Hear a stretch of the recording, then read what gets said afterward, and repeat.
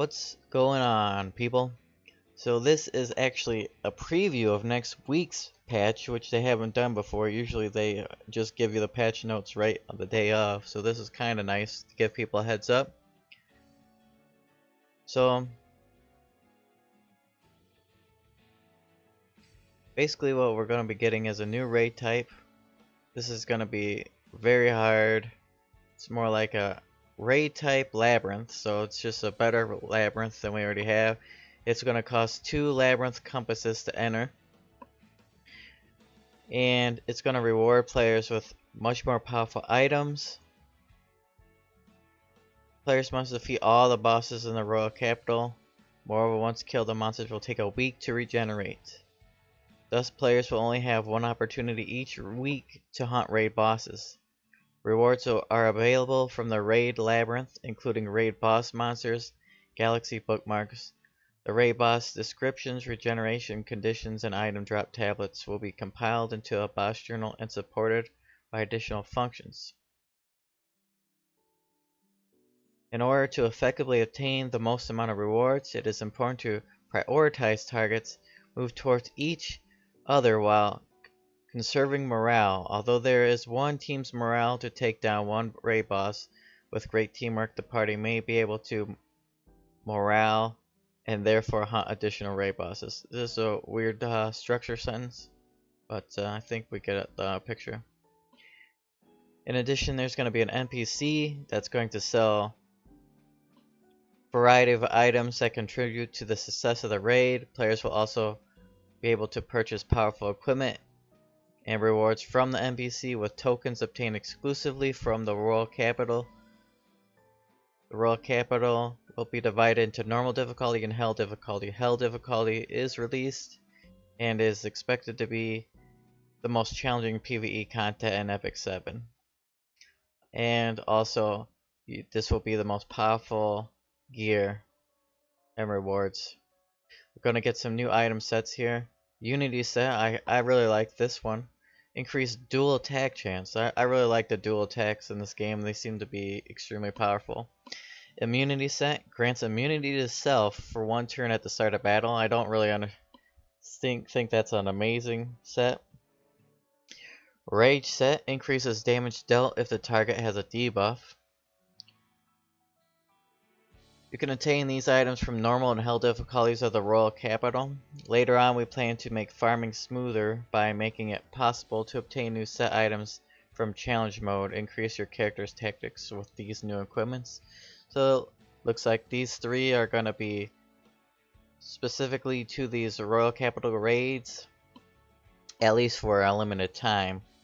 Now they're also making 4 and 5 star character stats bit more impressive. When you actually get the star, you will be seeing increased health, attack, and defense and speed of your 4 and 5 star heroes increase by 3% for 4 and 6% from 5, just to make it a little bit more of a buff when you actually do get that star for your character.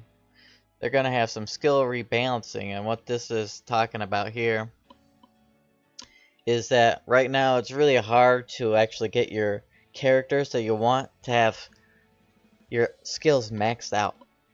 And it's actually really difficult because if you like multiple characters, not only is it hard to get them up there, but it really is forcing you to pick a character because of how many Mologoras that you're going to need.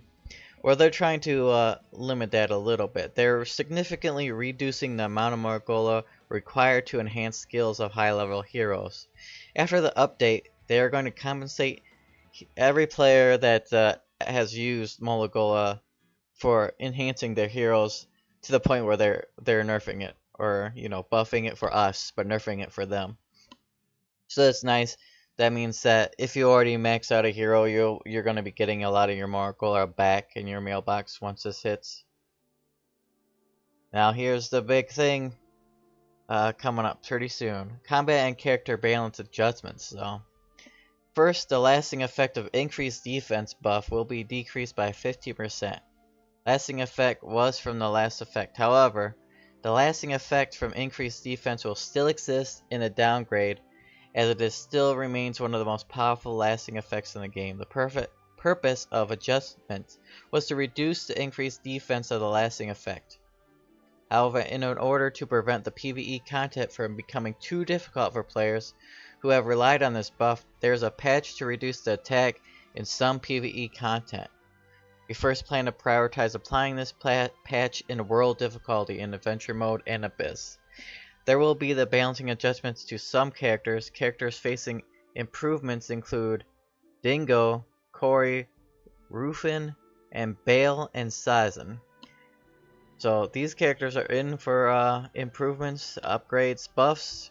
Characters facing Nerf Hammer, Tyria, Elzin, Rykos. So let's look at his abilities, and he's got Quick Pierce, attacks with a spear with a 35% chance to decrease defense for 2 turns. Cheer, I assume this is the one that's going to be nerfed here. Cheer on allies, granting continuous healing and increased speed for 2 turns, and decreasing skill cooldowns by 1 turn. I'm pretty sure this is the skill that's going to get him nerfed. Flash Cut, attacks all enemies with a shockwave of 75% chance to dispel one buff. So this guy is really strong. This by itself is just probably gonna be destroyed. So unfortunate for him. Alright, let's look at Church of Ilroy's axe skills here. So he's got Disconnect. Attacks with an axe, a critical hit will increase attack of the caster for 1 turn. Damage dealt increase proportional to amount of the enemy's lost health. Tech Chain attacks all enemies with a shockwave, granting an extra turn to the caster if an enemy is defeated. Damage dealt increased proportional to the enemy's lost health. Smacks the enemy with an 80% chance to decrease defense for 2 turns. Damage dealt increased proportional to amount of enemy's lost health. So that's his Plague Strike ultimate there. Not really sure what they're gonna nerf about this character.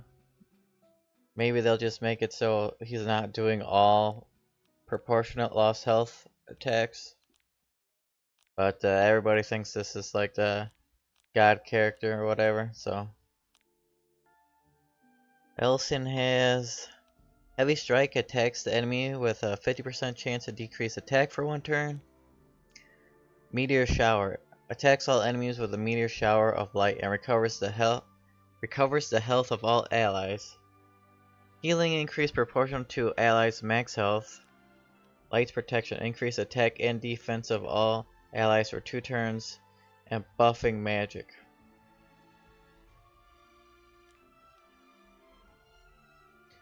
So it's slightly hard to tell what they're gonna nerf about this character.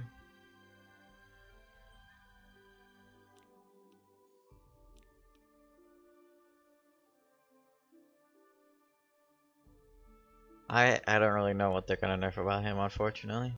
And they are nerfing Terraria.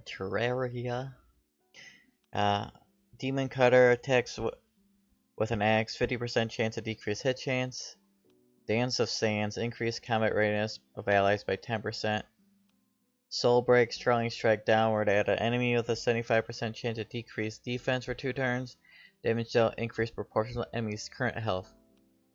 And if you soul burn it, grants an extra turn. Pretty sure they're gonna nerf Dance of the Sands. This is what makes her good.